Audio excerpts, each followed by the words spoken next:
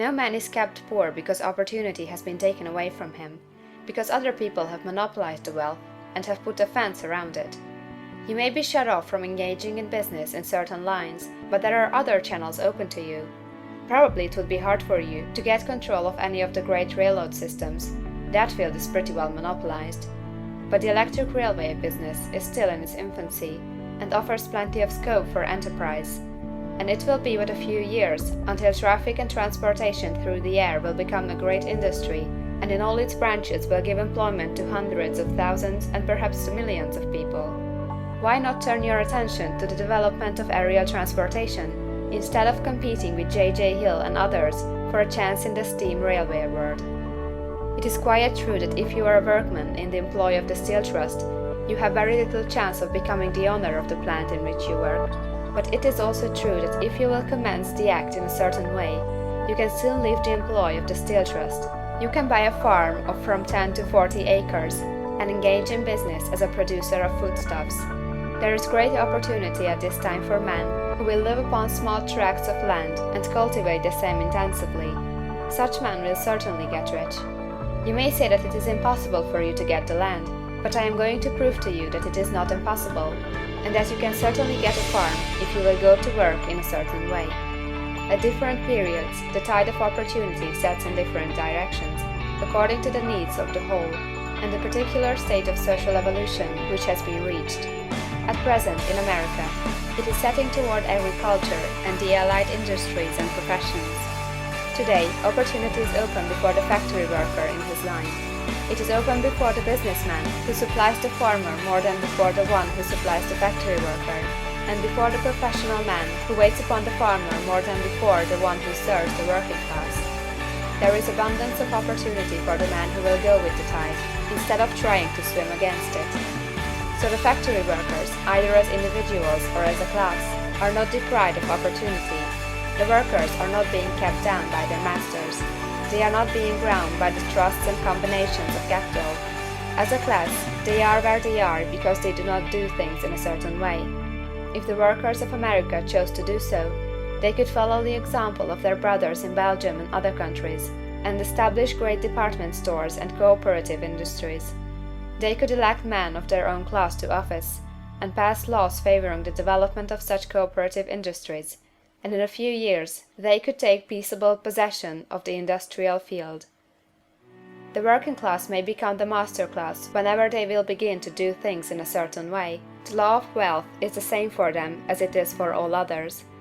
This they must learn, and they will remain where they are as long as they continue to do as they do.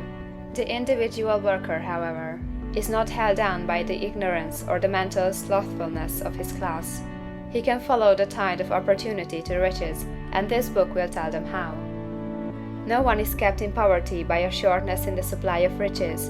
There is more than enough for all.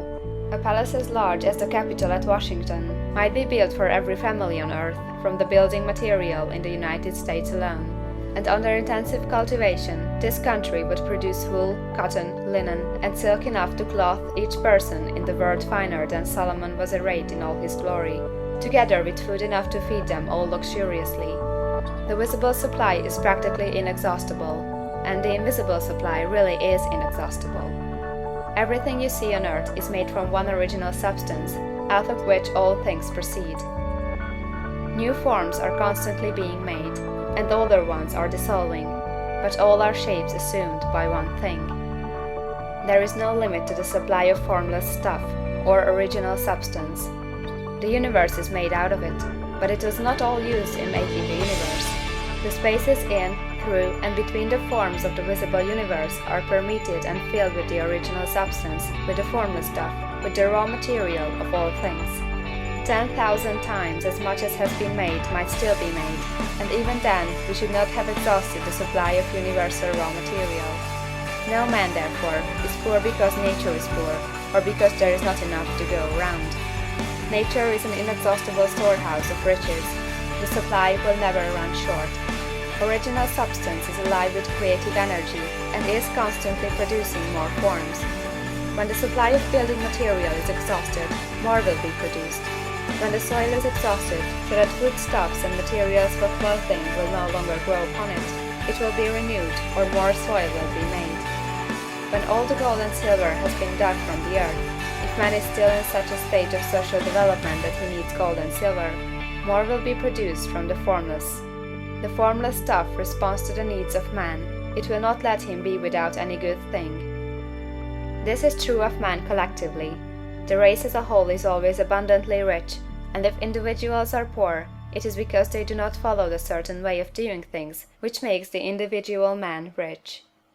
The formless stuff is intelligent. It is stuff which thinks. It is alive, and is always impelled toward more life. It is the natural and inherent impulse of life to seek to live more. It is the nature of intelligence to enlarge itself, and of consciousness to seek to extend its boundaries and find fuller expression. The universe of forms has been made by formless living substance, throwing itself into form in order to express itself more fully. The universe is a great living presence, always moving inherently toward more life and fuller functioning. Nature is formed for the advancement of life. Its impelling motive is the increase of life. For this cause, everything which can possibly minister to life is bountifully provided. There can be no lack unless God is to contradict himself and nullify his own works. You are not kept poor by lack in the supply of riches. It is a fact that I shall demonstrate a little farther on, that even the resources of the formless supply are at the command of the man or woman who will act and think in a certain way. End of chapter 3.